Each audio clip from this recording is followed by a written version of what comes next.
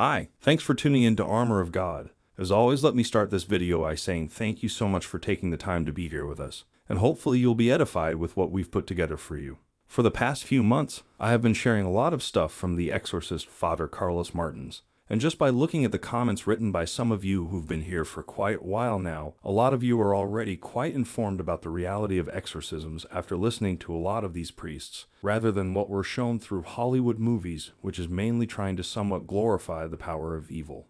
And so for this video, I'd like to continue sharing something from Father Martins and further dispelling any confusion about this whole thing related to the demonic world and exorcisms in particular. Now let's start with this. On one occasion, I encountered a demon that identified himself as Confusion. What was different about this one is when I asked him for his name, he revealed it immediately. In every other situation that I've had, the demon resists. He'll often begin with a kind of belligerence or something that's an obvious lie. Here, Father Martins is referring to a phase in the early stages of an exorcism that some call the pretense, where the demon endeavors to hide behind the victim. Remember, I shared multiple times before about the exorcists always insisting on knowing the demons' names during exorcisms, because this will give them the authority over the demons in order to cast them out later on. And one of the first tasks of the exorcist is to break that pretense, to flush the demon out into the open and identify it as a separate entity from the possessed. When he said his name, he stated it as a matter of fact, and he exhibited no resentfulness whatsoever. That's different. And I noticed something just very familiar in his personality. Like I had seen him before, not in an exorcism, but somewhere else. It was just familiar.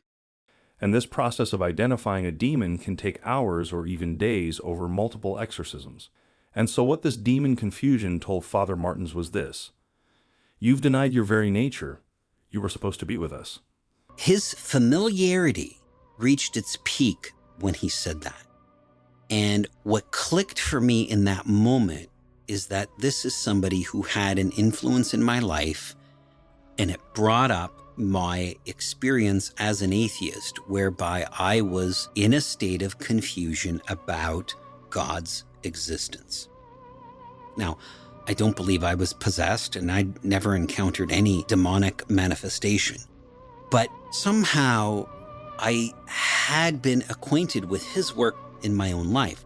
It is interesting to note the wildly varying behaviors that demons can take on, ranging from scheming to senseless ignorance to crass vulgarity to supreme intelligence. However, while the demon Confusion was noticeably a more cunning demon, Father Martins did note that most of the time demons fall into the crass and ignorant camps. So he had this uncanny ability to just hit a pause button in me as you're parsing what it is that he's saying. It was an unnerving experience. And after listening to all these things, then it makes even more sense now listening to Father Martins' description of the real job of the exorcist. Is one of the statements for which I'm most known. I mean, this is kind of the trademark way in which I define what the job of the exorcist is.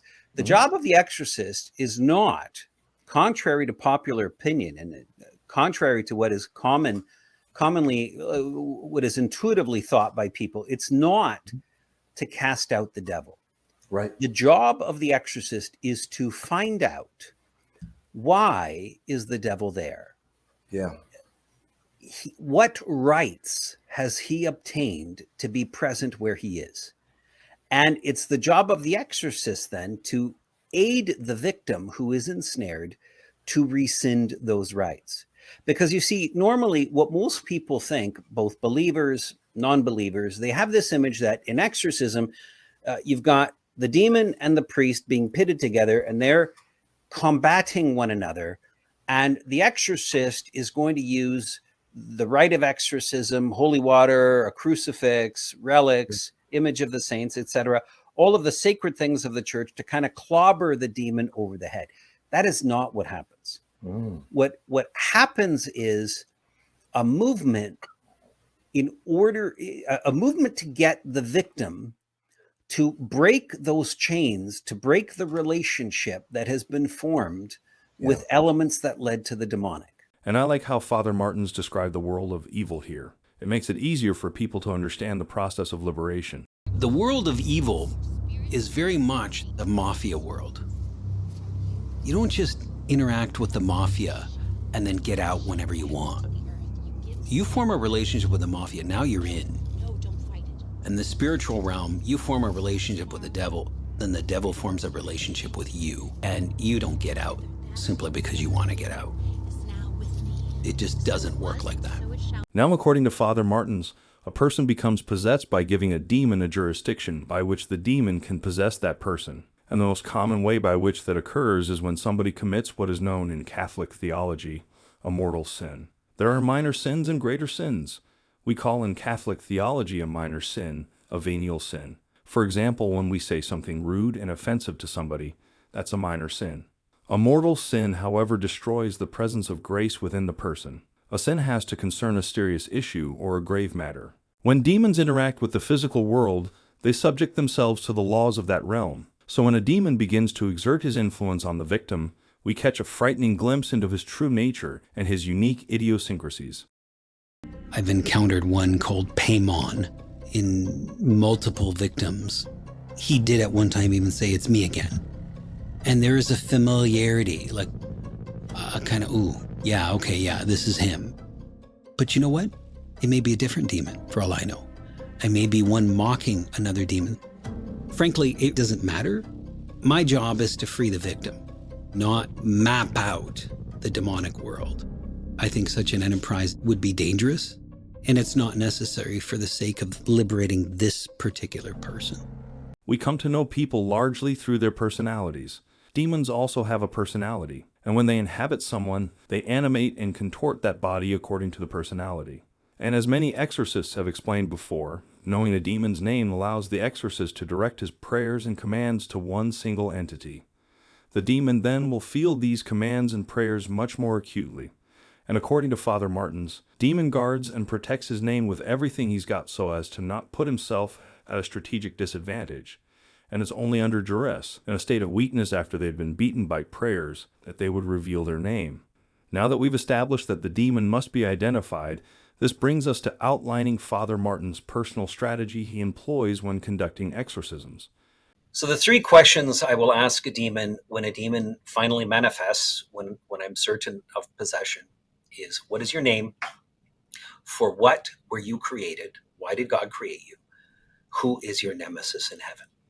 Who is in heaven whom you particularly hate? Now, the demons never want to answer those questions, so it will take work, it will take prayer, it'll take combating to get that information out.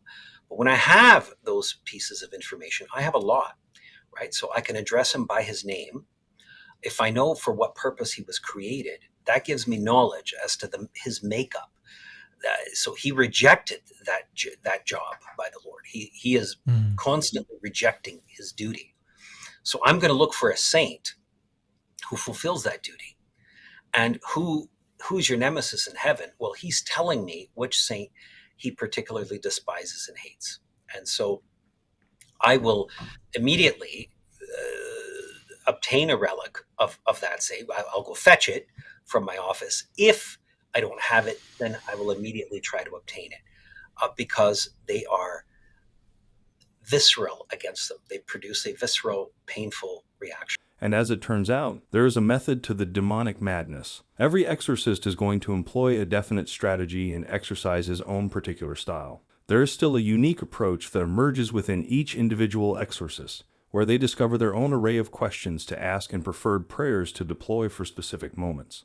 Adding prayers not listed in the ritual occurs all the time. For example, the late Father Amorth, who for decades was the chief exorcist for the Diocese of Rome, had two questions he never failed to ask demons, which were, what is your name and how many demons are present in the body? Because as I have shared previously in the past, there can be many demons inhabiting a single individual simultaneously, and those demons can be, and probably are possessing other individuals at some other place of the earth right now. In short, they can be inhabiting multiple people at the same time.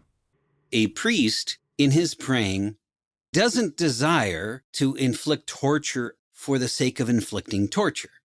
The freeing of the victim is the end for all of his actions. Why would a priest desire to torture a demon?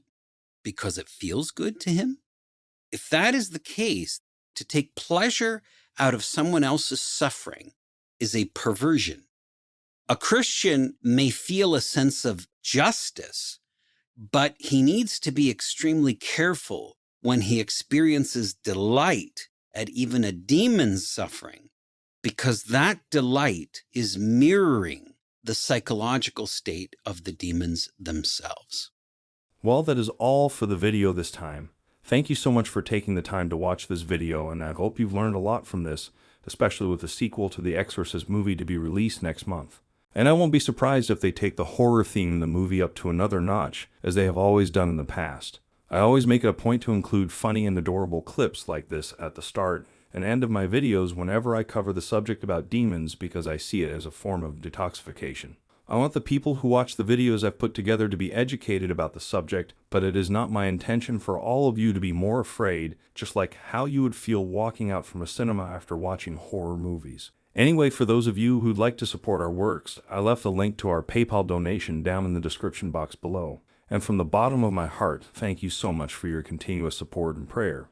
Well then, until the next time, stay safe, stay healthy, and God be with you.